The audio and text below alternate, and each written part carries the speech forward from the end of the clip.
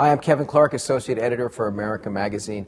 On Ash Wednesday, March 9th, Illinois Governor Pat Quinn abolished the death penalty in his state, signing into law a bill that had passed the Illinois General Assembly in January. Commending the decision, the Illinois bishops said in a prepared statement that there was no better time for this landmark decision to abolish the death penalty, obviously beginning of Lent, remembering Christ's crucifixion. The end of the use of the death penalty in Illinois advances the development of a culture of life in our state, said the bishops. Governor Quinn had been mulling this decision over for several months and decided that this process of the death penalty in Illinois was what he said was what he described as inherently flawed. He said it was impossible to devise a system that was consistent, that was free of discrimination based on race, economics, or geography, and that always, as he said, got it right. Illinois becomes the fourth state since 2004 to abolish the death penalty, joining New York, New Jersey, and New Mexico.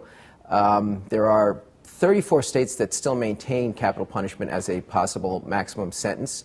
Of those 34 states, 4 states, Texas, Virginia, Florida, and Oklahoma, are responsible for more than half of the executions that have taken place in the United States since 1976, when the death penalty was reinstituted. That amounts to about 1,300 executions. Illinois, it was particularly appropriate for Illinois to abolish the death penalty. The state has been plagued for years with a number of embarrassing revelations about prosecutorial and police misconduct related to the death penalty, including the use of torture in Chicago that resulted in the confessions extracted under torture in capital cases.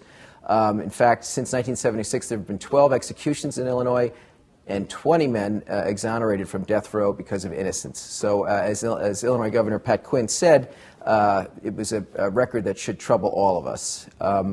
It's hardly, unfortunately, alone, as Illinois is hardly alone in this, as revelations from other states suggest that the process is not exactly pristine in other parts of the country.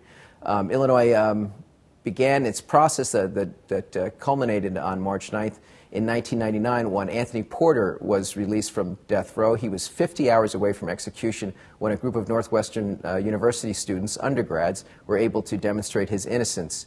After initially defending the process in Illinois, Governor George Ryan, who is himself, I believe, in jail at this time, eventually decided that the system was broken and declared a moratorium in 2000. In 2003, he commuted the sentences of all people on death row in Illinois to life without parole, which is now the current maximum sentence you can get in Illinois.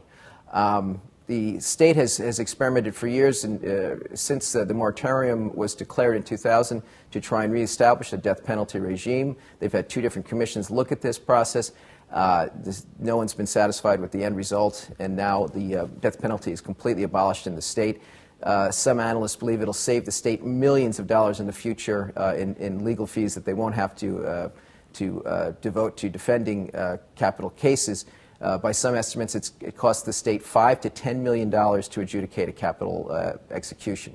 So there's a money issue here as well. Other states are likewise looking at abolishing capital punishment, if not from a moral perspective, then from simply this money-saving opportunity that the abolishment represents. Now, it may be especially appropriate that the death penalty has been abolished in Illinois. It is the home state of Cardinal Joseph Bernardine's seamless garment. So the governor has said that he spent, as he mulled over this decision, he consulted a lot of religious leaders in his state. So we look forward to, in the coming months, to seeing the fruition of some of those conversations as he addresses some of the other hanging threads of the seamless garment in Illinois. I'm Kevin Clarke. This is America Magazine. Thanks for watching.